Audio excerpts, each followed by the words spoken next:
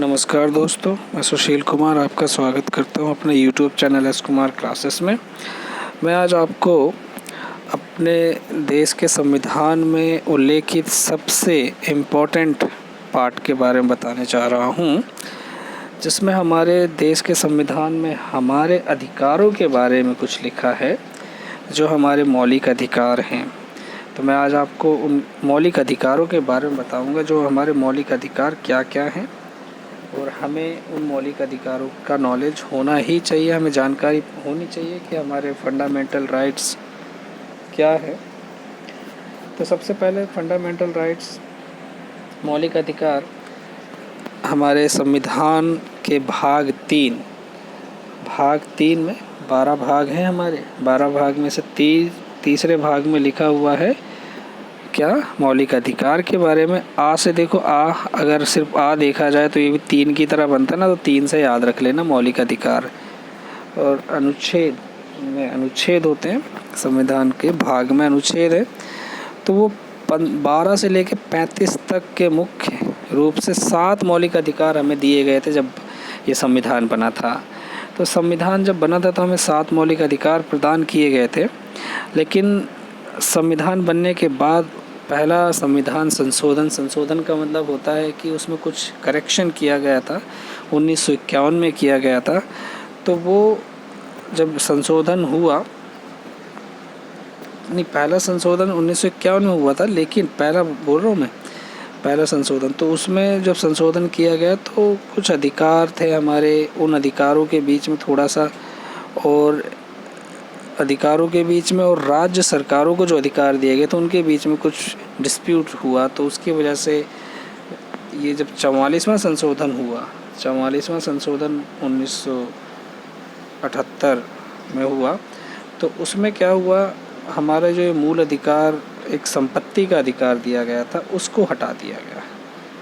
तो हमारा जो मूल अधिकार था, संपत्ति का अधिकार, उसे हटाकर कानूनी अधिकार बना दिया।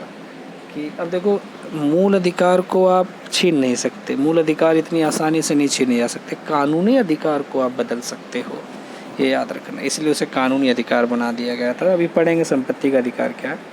अब संविधान 6 में हमारे संविधान में 6 मूल अधिकार आपके बचे हैं।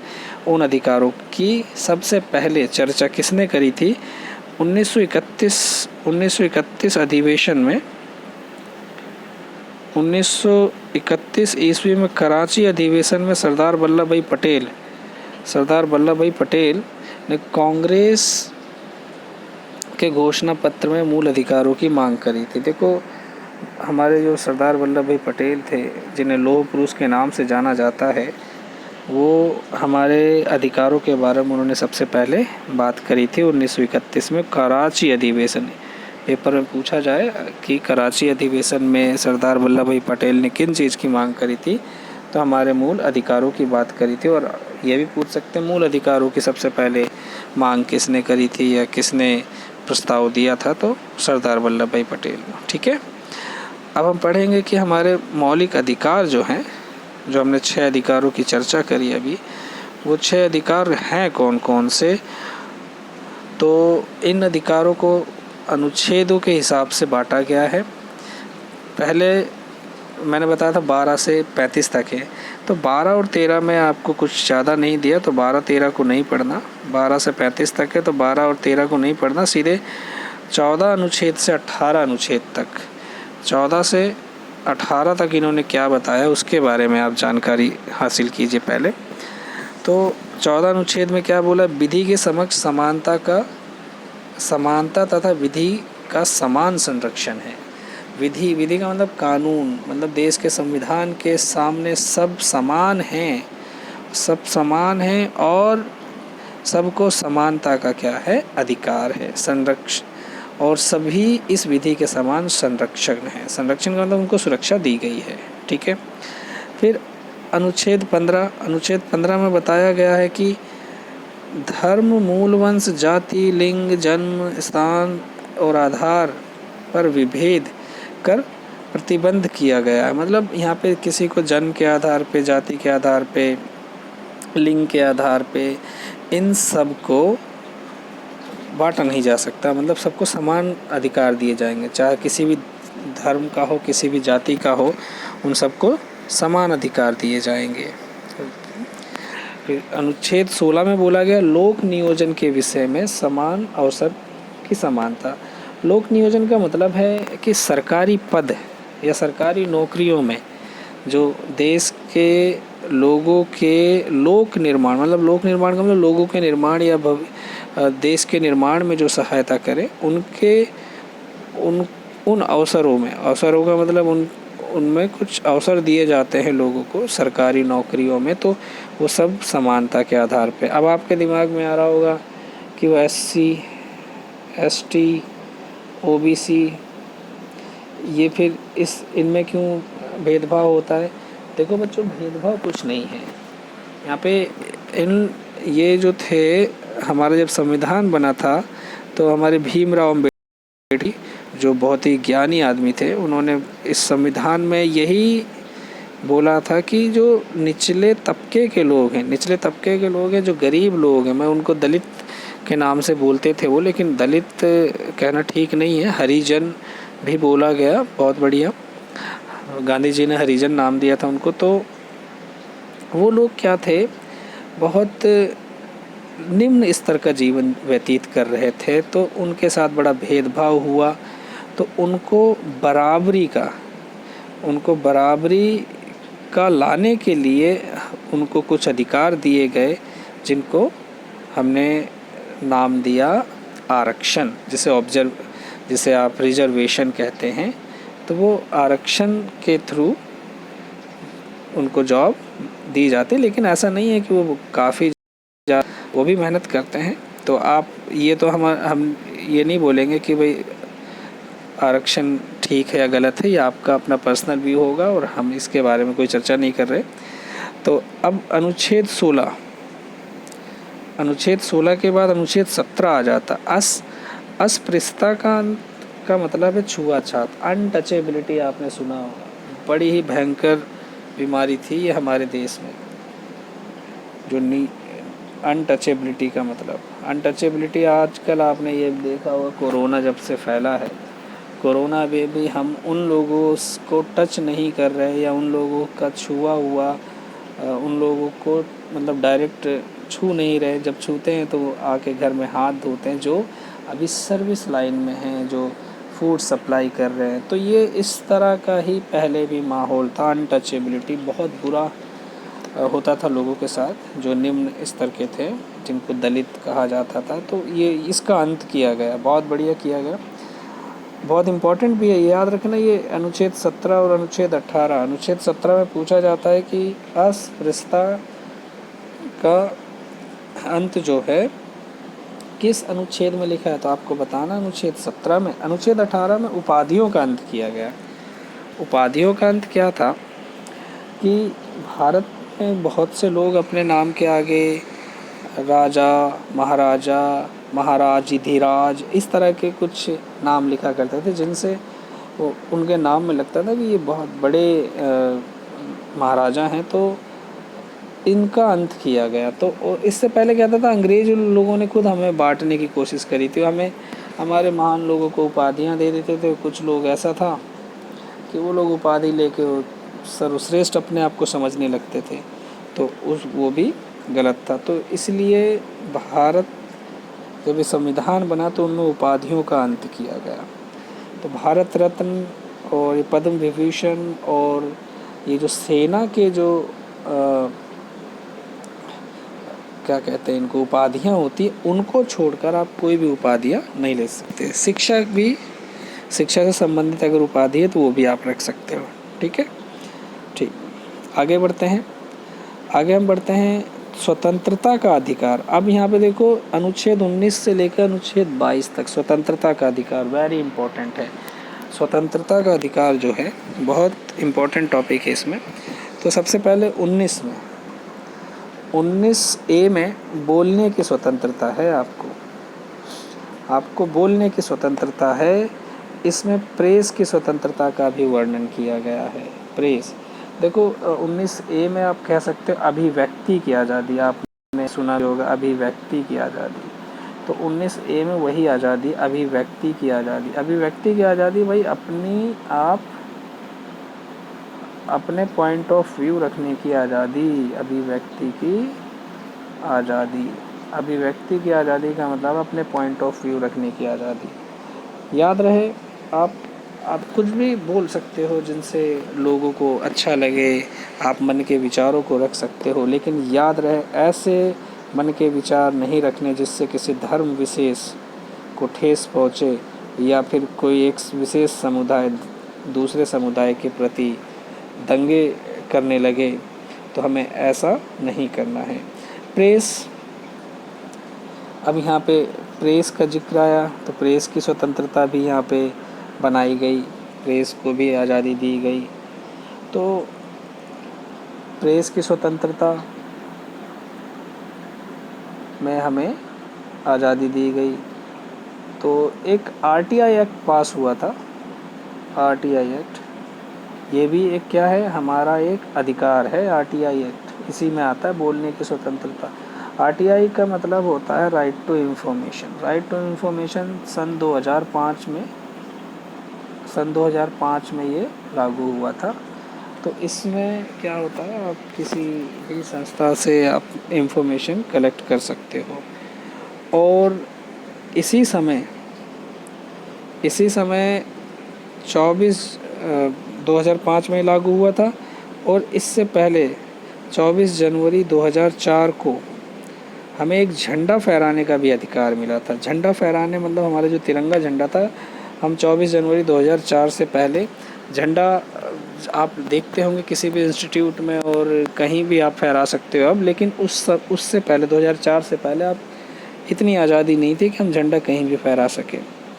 तो 24 जनवरी 2004 में जिंदल ब्रदर्स थे, तो उन्होंने इस चीज़ को सरकार के सामने रखा और ये उन्होंने अधिकार लिया कि हमें भी ये अधिकार दिया जाए कि हम अपने राष्ट्रीय ध्वज को फहरा सकें। तो तब से हमें ये अधिकार मिल गया कि हम भी अपने राष्ट्रीय ध्वज को फहरा सकते हैं। आप अपनी बिल्डिंग में कहीं भी या अपने इंस्टीट्यूशन में फहरा सकते हैं, बस याद रहे कि उसका अपमान ना हो।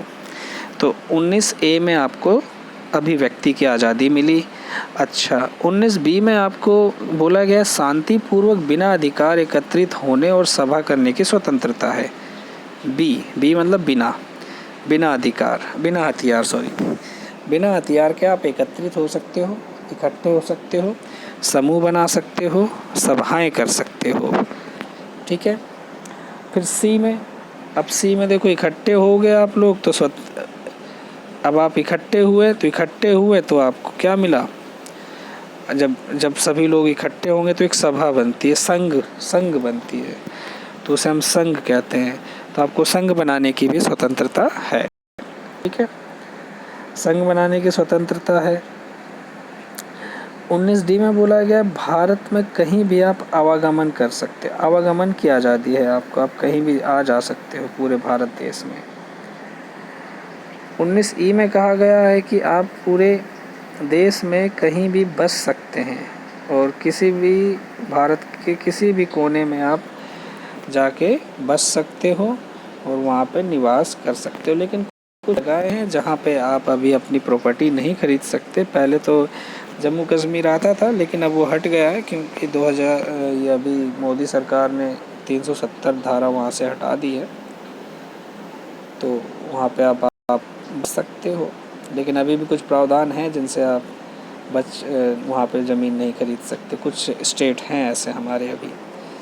अच्छा, 19F में बोला गया संपत्ति का अधिकार। देखो बच्चों, संपत्ति का अधिकार तो अब हटा दिया गया है, तो ये पहले था हमारा अधिकार, संपत्ति का अधिकार। तो क्या होता था, संपत्ति उन्होंने देखा जब 1950 में जब संविधान लागू हुआ, तो उसके बाद जब हमारी सरकार ने लोगों के पास से ज़मीनों को लेना शुरू किया, तो उन्होंने कहा ये ज़मीन तो जो राजा महाराजा थे उनके पास तो इतनी ज़मीनें होती थी, बहुत ज़मीनें होती थी, तो उनसे सरकार ने ज़मीन लेना शुरू किया। तो उन्होंने राजाओं ने इस अधिकार का हवाला देते हुए कहा नहीं, ये तो हमारा अधिकार है, संपत्ति का अधिकार, ये तो हमारा अधिकार आप छीन रहे हो। तो अब सरकार को कुछ ना कुछ तो करना था, सरकार को उनसे ज़मीन लेनी थी, क्योंकि देश का विकास भी करना था। तो फिर उन्होंने 44वां संशोधन 1978 में किया और इस अधिकार को हटाकर उन्होंने कानूनी अधिकार बना दिया। ठीक है, तो याद रहे ये जो अधिकार है हमारे स्वतंत्र, ये जो फंडामेंटल राइट्स होते हैं, अगर इनमें से किसी एक का भी हनन आपका होता है तो आप सीधे सुप्रीम कोर्ट में जाके आप केस दायर कर सकते हो। ठीक है, तो ये आपको पता होना चाहिए। 19G में कहता है कि कोई भी व्यापार आप अपनी जीविका अर्जन के लिए कर सकते हो। देखो, जी और जीविका, जी से जीविका अर्जन के लिए आप क्या कर सकते हो, व्यापार कहीं भी कर सकते हो, उसकी पूरी स्वतंत्रता है। ठीक है, तो इसमें एक बार फिर से रिवाइज करते हैं हम।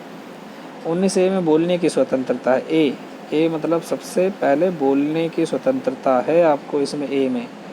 फिर शांतिपूर्वक बिना, अब बोलने की स्वतंत्र बोलोगे तो लोग इकट्ठे होंगे, याद रखना, ऐसी रिलेट करके आप करोगे तो ज़्यादा सही रहेगा। बोलने की स्वतंत्रता, बोलोगे तो लोग इकट्ठे होंगे, लोग इकट्ठे होंगे तो संघ बनेंगे, संघ बनेंगे तो आप लोग दूसरे क्षेत्रों में आवागमन भी करोगे। जब संघ बनेंगे तो भाई आवागमन भी होगा, आवागमन हुआ तो हो सकता है कहीं आप जाके वहीं बस जाओ। ठीक है, संपत्ति का अधिकार हट ही गया है। फिर जब वहाँ बसोगे तो कोई ना कोई व्यापार आपको करना पड़ेगा। ठीक, व्यापार देखो कैसा व्यापार, आपको विधि पूर्वक मतलब कानूनी तौर पे सही व्यापार करना है, कानूनी व्यापार। ये नहीं कि आपने इलीगल काम शुरू कर दिया और बोले कि ये तो मेरा अधिकार है, कोई भी मैं काम कर सकता हूँ अपनी जीविका अर्जन के लिए, वो गलत है। ठीक है, इनके एक्सेप्शंस मैंने बता दिए कि बोलने की स्वतंत्रता है तो आप किसी धर्म या किसी ऐसे लोगों के बारे में नहीं बोलेंगे जिनको उनको ठेस पहुँचे। शांतिपूर्वक बिना हथियार की आप स्वतंत्रता है आपको कि आप सभा इकट्ठी कर सको, संघ बना सको। संघ कैसे, अच्छे संघ, ये नहीं कि आपने डाकुओं का संघ बना दिया और जाके लड़ाई शुरू कर दी। ठीक है, एक ये हो गया। उसके बाद हम आते हैं अनुच्छेद 20 में। देखो, अनुच्छेद 20 में बोला हुआ है कि यहाँ पे अपराधों के लिए दोष सिद्ध होने के संरक्षण, जब किसी अपराधी का दोष सिद्ध हो जाता है तो उसके लिए क्या क्या संरक्षण दिए गए हैं।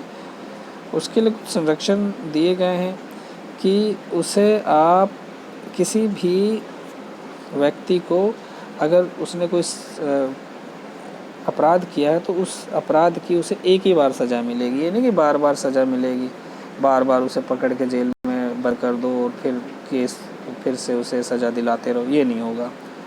अपराध करते समय जो कानून था उसी कानून के अकॉर्डिंग उसको सज़ा मिलेगी। देखो, ये बहुत अच्छा पॉइंट है, ये आपको समझना है।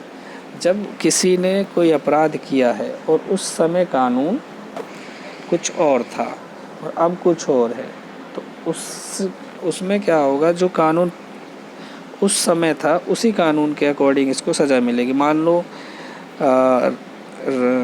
XYZ कोई एक आदमी है, मैं किसी का नाम नहीं लूँगा वरना प्रॉब्लम हो सकती है, क्योंकि नाम में क्या होता है, बहुत कुछ होता है। अगर मैंने किसी का भी नाम ले लिया तो लोग बोलेंगे इसने यही नाम क्यों लिया भाई हमारे धर्म पे, तो मैं XYZ एक नाम लेता हूँ। तो XYZ एक नाम है जिसने चोरी करी, और ये चोरी करी 2010 में। मान लो चोरी की सज़ा उस टाइम 2010 में 7 महीने की थी। अब 7 महीने की थी, उसका केस चलते चलते 2012 में आ गया। 2012 में अब उसका फाइनल हुआ कि हाँ भाई ये चोर था, लेकिन 2012 में वो कानून हो गया चेंज, अब वो सज़ा हो गई 10 महीने की। तो अब उसको ये नहीं कि आप 10 महीने की सज़ा देंगे, जो उस टाइम जो सज़ा थी वही दी जाएगी उसको, 7 महीने की। अब मान लो 2012 में वो सज़ा 6 महीने की और कम हो जाती तो कम वाली सज़ा दी जाती। ये भी एक संविधान में प्रावधान है, तो याद रखना। किसी व्यक्ति को स्वयं के विरुद्ध मतलब किसी भी व्यक्ति को अगर आप स्वयं के विरुद्ध गवाही देने के लिए बाध्य नहीं कर सकते। अगर कोई पुलिस या कोई भी उसको बोलता है कि तुम गवाही दो, तो उसको बाध्य नहीं कर सकते आप कानून के सामने या फिर जज के सामने, या फिर वकील उसको बाध्य नहीं कर सकता कोर्ट में। चलिए, एक है 21, अनुच्छेद 21, वेरी इम्पोर्टेंट, बहुत ही इम्पोर्टेंट है। ये 21 जो है व्यक्तिगत स्वतंत्रता है आपकी। व्यक्तिगत स्वतंत्रता जीवन का संरक्षण है। जीवन का संरक्षण का मतलब है प्राण एवं दैहिक स्वतंत्रता संरक्षण। जीवन का, इसमें किसी भी व्यक्ति को विधि द्वारा स्थापित प्रक्रिया के अतिरिक्त उसके जीवन और व्यक्तित्व स्वतंत्रता के अधिकार से वंचित नहीं किया जा सकता। मतलब जीवन का मतलब होता है जिंदगी, लाइफ से आप वंचित नहीं कर सकते, किसी को मरने के लिए नहीं छोड़ सकते, और उससे जो भी चीज़ें हैं उनको आप नहीं छोड़ सकते, उनको नहीं दबा सकते। तो किसी को जब आप व्यक्तिगत स्वतंत्रता देते हैं, व्यक्तिगत स्वतंत्रता का मतलब है कि वो जीवन जीने का अधिकार, मैं यहाँ पे सरल भाषा में बोलूँ तो जीवन जीने का अधिकार, जीवन जीने का अधिकार ये दिया गया है हमारे एक संविधान में। ठीक है, जीवन जीने का अधिकार जो है कोई भी आपसे नहीं छीन सकता। अब कोई भी नहीं छीन सकता, ये भी याद रखना। अब क्या जीवन जीने का अधिकार सिर्फ इंसानों को ही है? यहाँ पे वैसे तो हमें प्राणों, इन्हें हमारे लिए बोला गया, लेकिन कैसा जीवन? एक अच्छा जीवन, स्वस्थ जीवन। अब स्वस्थ जीवन के लिए हमें क्या किया सरकार ने? सरकार ने वातावरण को स्वस्थ रखने के लिए एक अपना संगठन बनाया जिसका नाम है NGT। आपने नाम सुना होगा, NGT अगर आप सुनेंगे, नेशनल ग्रीन ट्रिब्यूनल, और इसकी स्थापना 2010 में हुई थी और इसका हेड ऑफिस नई दिल्ली में है। ठीक है, तो ये क्या करता है? ये वातावरण में चेक करता है और ये बताता है कि वायु की शुद्धता क्या है, या अगर आसपास आपके पेड़ कट रहे हैं तो ये जाके उन पे एक्शन लेता है। या फिर आपने सुना होगा कि जब किसान पराली जलाते हैं तो उनके लिए एक्शन यही लेता है। ठीक है, और जानवरों के लिए भी ये क्या करता है? संरक्षण प्रदान करता है। तो जीवन जीने का अधिकार पूरे भारत के लोगों को है और ये अधिकार कोई भी नहीं छीन सकता। अब यहाँ से क्वेश्चन कैसे बनता है? देखो, हमारी 3 तरह की क्या होती हैं? इमरजेंसी, आपातकालीन होती है। तो 3 जो अनुच्छेद 352 है हमारा, 352 में एक आपातकालीन या इमरजेंसी है, तो उसके किसी भी इमरजेंसी में हमारा ये अधिकार नहीं छीना जा सकता।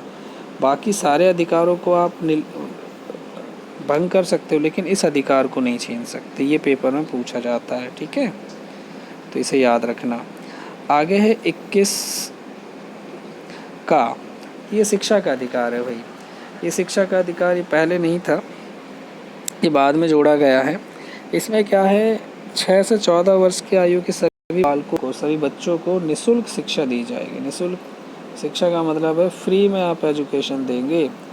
ये भारत सरकार की जिम्मेवारी बनती है या केंद्र सरकार की शिक्षा समवर्ती सूची का हिस्सा है, तो इसलिए भारत सरकार और केंद्र सरकार दोनों की इसमें जिम्मेवारी होती है। तो ये अनुच्छेद 86वां संशोधन जो हुआ था 2001 में, तब जोड़ा गया था। ठीक है, ये हो गया।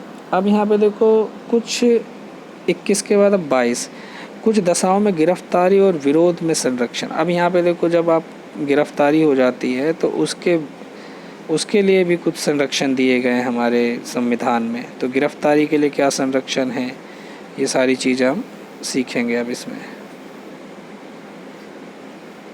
तो गिरफ्तारी किए गए व्यक्ति को गिरफ्तारी के कारण तुरंत अवगत कराना पड़ेगा।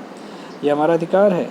अगर किसी व्यक्ति को पुलिस गिरफ्तार करती है तो उसे तुरंत बताना पड़ेगा पुलिस को कि आपको क्यों गिरफ्तार किया जा रहा है। फिर अपनी रुचि से वकील से कानूनी परामर्श लेने की आपको क्या है? आज़ादी है। बचाव करने का अधिकार है, ये आपका अधिकार है, इससे कोई भी वंचित नहीं कर सकता। गिरफ्तार किए गए व्यक्ति को, जो गिरफ्तार किया गया व्यक्ति है उसको मजिस्ट्रेट न्यायालय तक के समय को छोड़कर, मतलब वहाँ पे जो भी मजिस्ट्रेट होगा, निकटतम मजिस्ट्रेट, उसको उसके सामने समक्ष पेश किया जाता है 24 घंटे के अंदर अंदर। और यहाँ पे एक 24 घंटे के अंदर अंदर पेश करना होता है। लेकिन उसमें जो मजिस्ट्रेट और जो गिरफ्तारी की जगह है उसके समय को छोड़कर, क्योंकि आने जाने में टाइम लग जाता है, कहीं कोई दूर हुआ तो 24 घंटे, काफ़ी दूर हो गया तो 24 घंटे वैसे ही बीत गए तो फिर तो नहीं हो पाएगा, तो वो टाइम छोड़कर, ठीक है, उपरोक्त अधिकार व्यक्ति को नहीं मिले। अब यहाँ पे कुछ अधिकार जो है हमारे, कुछ जो फंडामेंटल राइट है नहीं मिले। शत्रु देश के नागरिक को नहीं मिले ये अधिकार, ये वाले जो अभी मैंने बताए। फिर निवारक निरोध का उपलब्ध करने वाली किसी भी विधि के अंतर्गत गिरफ्तार किया। निवारक निरोध का मतलब भाई गलत तरीके से हमारे देश में जो दंगा भड़काने या फिर गलत काम करने वाले लोग हैं उनको। निवारक निरोध की विधि किसी व्यक्ति को 3 मास से अधिक के लिए विरुद्ध करने के लिए सलाहकार। अब देखो निवारक निरोध होता क्या है। पुलिस क्या, जब आपने देखा होगा जब इलेक्शन शुरू होते हैं तो आसपास के जितने भी गुंडे होते हैं उनको पुलिस क्या करती है, नज़रबंद कर देती है या तो पकड़ के जेल में डाल देती है। तो क्योंकि पुलिस को पता होता है ये कुछ ना कुछ गड़बड़ करेगा, तो उनको इस तरीके से आप जेल में डाल सकते हो और उनको 3 महीने तक आप जेल में डाल सकते हैं। 3 मास से अधिक अवधि के लिए विरुद्ध करने के लिए सलाहकार बोर्ड की संतुष्टि आवश्यक है, तो 3 महीने तक आप रख सकते हैं। प्रमुख निवारक निरोध देखो यहाँ पे निवारक निरोध ये होते हैं। मीसा में maintenance and internal security act होता है। अंदर जो भी सिक्योरिटी एक्ट, अगर आपने इंटरनल सिक्योरिटी एक्ट कुछ तोड़ा है तो उसमें NSA नेशनल सिक्योरिटी एजेंसी है, तो NSA कानून होता है। और ये POTA prevention of the terrorism act, तो इनमें अगर पाया जाता है तो उसको ये अधिकार नहीं दिए जाएंगे। अनुच्छेद 23 और 24 में क्या बताया गया है, शोषण के विरुद्ध अधिकार। शोषण के विरुद्ध अगर कोई आपका शोषण करता है तो उसके विरुद्ध आपके कुछ अधिकार हैं। तो सबसे पहले मैं 24वें बता दूं। 24वें में क्या होता है, 24वें में कारखानों आदि में बालकों का काम करना प्रतिबंध किया गया। आपने देखा होगा कि 14 वर्ष से आयु के कम के बालकों को किसी भी कारखाने में नहीं रखा जाता है, ठीक है। तो ये एक उसका उनके लिए, बच्चों के लिए क्या है, प्रावधान है कि उनको नहीं रखा जाएगा। तो सेम 23 में भी ऐसा ही है। 23 में बच्चे नहीं, कुछ बड़े लोगों को भी, इसमें क्या है कि इसके अंतर्गत मानव का क्रय विक्रय मतलब किसी मानव तस्करी होती है ना, वो नहीं किया जा सकता। एवं बेगार कराना, बेगार का मतलब बलपूर्वक, बिना पारिश्रमिक का मतलब है आपने किसी को ज़बरदस्ती कोई काम करवा लिया और उसे पैसे नहीं दिए, ये दंडनीय अपराध है, ठीक है। ये आपको पढ़ना था। अब यहाँ पे हमने अनुच्छेद 24 तक पढ़ लिए हैं। अब यहाँ पे आपके शुरू होते हैं 25 से 28 तक। मैं 25 से 28 भी कंप्लीट कर देता हूँ क्योंकि इम्पोर्टेंट हैं थोड़े से, बस ज़्यादा इम्पोर्टेंट तो थे बता दिए। अब यहाँ पे धार्मिक स्वतंत्रता, अभी स्वतंत्रता हमारी थी 19 से थी ना, 19 से लेके 21-22 तक, तो उसमें स्वतंत्रता थी। अब यहाँ पे धार्मिक स्वतंत्रता आ गई। धार्मिक स्वतंत्रता क्या है, देखो अनुच्छेद 25 में बोला है कि अंतःकरण की और धर्म को आबाद रूप से मानने, आचरण और प्रचार करने की स्वतंत्रता है। इसके अंतर्गत है कि लोक व्यवस्था, सदाचार और स्वास्थ्य को बनाए रखते हुए सभी व्यक्तियों को धर्म का आबाद बोध मानने एवं प्रचार करने समान अधिकार होगा। हिंदू के प्रति जो प्रावधान है वही सिख, जैन, बुद्ध इन सबके होगा।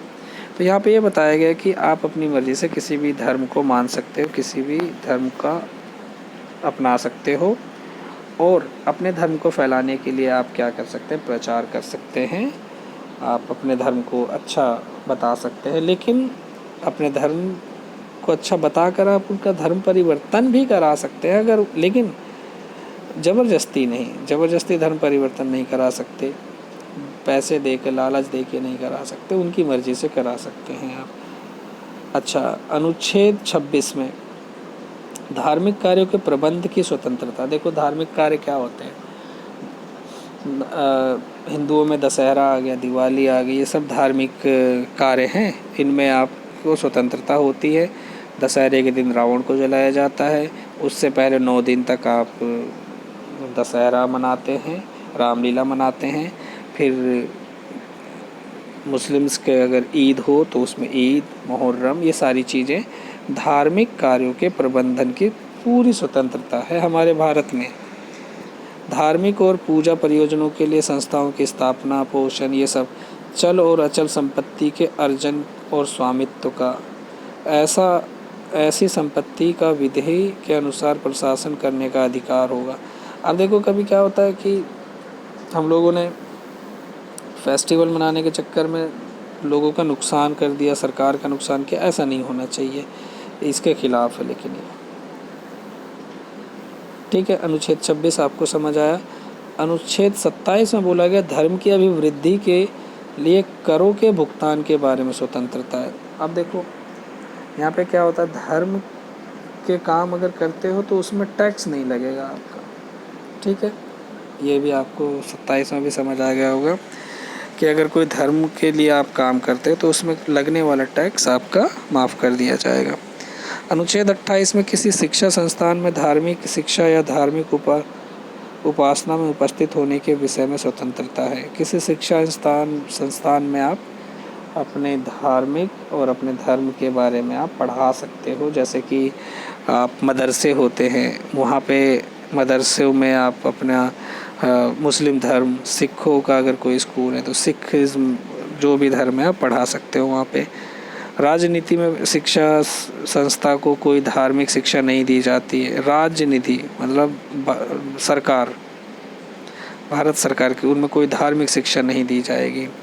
उपर्युक्त प्रावधान उस शिक्षा संस्था में लागू नहीं होगा जहाँ पे प्रशासन राज्य करता होगा। ये भी याद रखना, प्रशासन राज्य करता होगा, जहाँ पे प्रशासन की चीज़ें चल रही होंगी।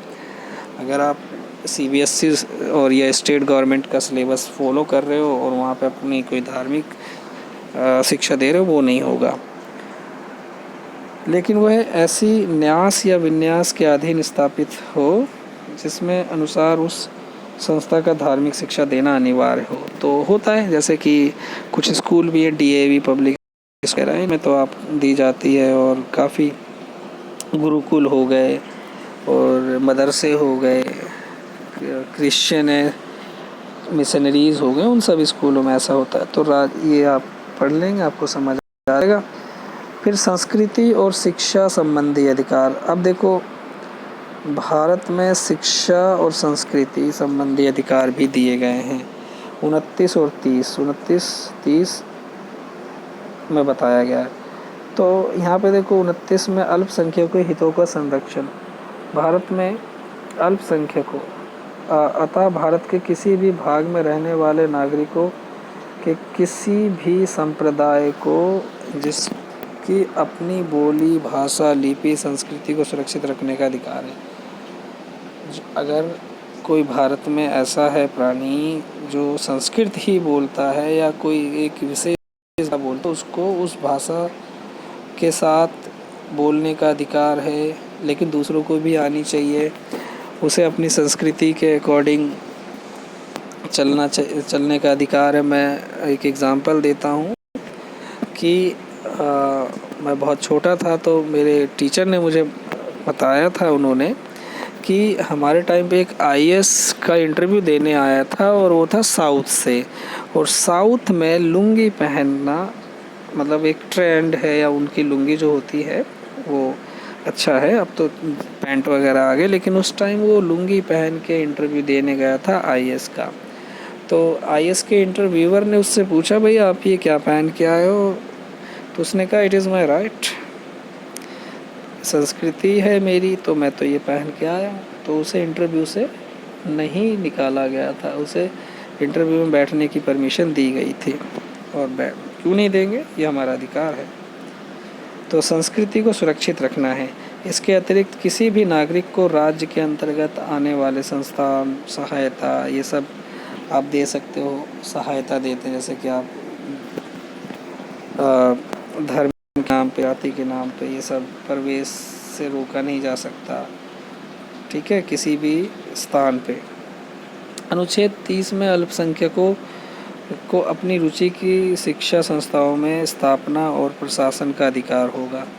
यहाँ पे अल्पसंख्यक जो हैं भारत देश में, उनको अपनी मर्जी से किसी भी शिक्षा संस्थान में जाने का, पढ़ने का और स्थापना करने का अधिकार है। अपने लिए वो शिक्षा संस्थान स्थापित कर सकते हैं। अनुच्छेद 31 संपत्ति का अधिकार। ये देखो, एक मूल अधिकार हमारा 31 में वहाँ पर था, 19 में संपत्ति का अधिकार, एक 31 में भी है। 31 में इसके अनुसार प्रत्येक व्यक्ति, चाहे वह नागरिक हो या गैर नागरिक, को अपनी संपत्ति बेचने, वंचन करने के विरुद्ध अधिकार प्रदान होता है। वंचन विरुद्ध मतलब यहाँ पे वही वंचन का मतलब है कि इकट्ठा करने के विरुद्ध अधिकार है। किसी कोई अगर आपकी प्रॉपर्टी पे अकारण कब्जा कर लेता है, तो वो सब अधिकार आपको प्राप्त हैं कि आप कोर्ट में, न्यायालय में जा सकते हैं। 44वां संशोधन 1978 के द्वारा संपत्ति का अधिकार मूल अधिकार के रूप में समाप्त कर दिया गया, बल्कि कानूनी अधिकार में बना दिया गया। तो ये कानूनी अधिकार में आपको दे दिया गया, 300A में वर्णित है, ठीक है। तो अब यहाँ पे संवैधानिक उपचारों का अधिकार भी है। संवैधानिक उपचारों का अधिकार 32 और 35। 32 में बताया गया है कि अनुच्छेद 32 एवं अनुच्छेद 226 के अनुसार, यहाँ पे 32 के अनुसार सर्वोच्च न्यायालय एवं अनुच्छेद 226 के अनुसार उच्च न्यायालय मूल अधिकारों की सुरक्षा हेतु 5 प्रकार के रिट जारी करता है। अगर आपके मूल अधिकारों का हनन किया जाता है तो 5 प्रकार के रिट जारी करता है। 226 के अनुसार उच्च न्यायालय मूल अधिकारों की सुरक्षा के लिए 5 प्रकार के रिट जारी करता है। बंदी प्रत्यक्षीकरण। बंदी प्रत्यक्षीकरण का मतलब देखिए, यहाँ पे इसका अर्थ है शरीर को हमारे सक्षम उपस्थित करो, या रिट तब निकाली जाती है जब किसी असंवैधानिक रूप से विरुद्ध किया गया हो। इस रिट का उद्देश्य व्यक्तिगत स्वतंत्रता का संरक्षण करना। व्यक्तिगत मतलब आपकी व्यक्तिगत अभिव्यक्ति की स्वतंत्रता का। अब यहाँ पे आदेश, परमादेश का शाब्दिक अर्थ है हम आदेश देते हैं। ये रिट तब निकाली जाती है जब किसी लोक अधिकारी द्वारा अपनी वैधानिक कर्तव्य न करने के कारण किसी व्यक्ति के वैधानिक अधिकार का उल्लंघन हुआ हो। ये आप पढ़ लेना, ये इतना इम्पोर्टेंट नहीं है कि एग्ज़ाम में आते हैं, एग्ज़ाम में वहीं तक आते हैं। प्रतिषेध, इसका शाब्दिक अर्थ है रोकना, किसी चीज़ को रोकना। यह रिट जब निकाली जाती है जब ये अल्प न्यायिक प्राधिकारियों अपनी आधिकारिक ताकि सीमा के बाहर चला गया हो। उत्प्रेक्षक अधिकार परीक्षा, ये सब आप पढ़ लेना, इनको समझ आ जाएगा आपको, ठीक। फिर उसके बाद सशस्त्र बल एवं मूलाधिकार। अनुच्छेद 33 के में बोला गया है, संसद को यह अधिकार है कि सशस्त्र बलों, अर्धसैनिक बलों, पुलिस बलों, खुफिया एजेंसी एवं अन्य के मूल अधिकारों पर युक्त प्रतिबंध लगा सके। इन पे वो प्रतिबंध लगा सकते हैं संसद वाले। अनुच्छेद 14 मार्शल लॉ एवं मूल अधिकार। जब भारत में कहीं भी मार्शल लॉ लगा हो तो संसद मूल अधिकारों पर प्रतिबंध लगा सकती है। मार्शल लॉ से आशय है सैन्य शासन। मार्शल लॉ का मतलब वही, जो कहीं आपने सेना की टुकड़ी भेज दी तो ये मार्शल लॉ क्या उसमें आ जाता है, ठीक है। लास्ट है 35 बता के ख़त्म करते हैं। मूल अधिकारों को, इसमें 35 में क्या है, कुछ मूल अधिकारों का प्रभाव। 35 में केवल संसद को कुछ विशेष मूल अधिकारों का प्रभावी बनाने के लिए बनाने की शक्ति प्रदान करता है। मौलिक अधिकारों का निलंबन, ये सब यहाँ पे पढ़ लेना। निलंबन कब कब होगा हमारे, निलंबन कब होगा, निलंबन का मतलब कब कब हटाए जा सकते हैं। एक तो देखो 352, 360 भी होगा, 360। तो यहाँ पे 352 के अब राष्ट्रीय आपात होता है, तो राष्ट्रीय आपात जब लग जाता है तो हमारे ये क्या होते हैं, मौलिक अधिकार हटा दिए जाते हैं। 352 हम पढ़ेंगे, 352 में आपको बताऊंगा। ये 352 आपातकालीन, जो 3 प्रकार के आपातकालीन होते हैं उसके बारे में पढ़ाएंगे। अच्छा, अनुस 20 और 21 तो हम पहले पढ़ चुके हैं। 20 और 21 के अंतर्गत मूल अधिकार कभी भी निलंबित नहीं किए जा सकते। 44वें संशोधन में ये बताया गया। ठीक है, इतना ही बहुत है। ओके, अब नेक्स्ट वीडियो के साथ मिलेंगे, आपको नई चीज़ें बताएंगे। Thank you.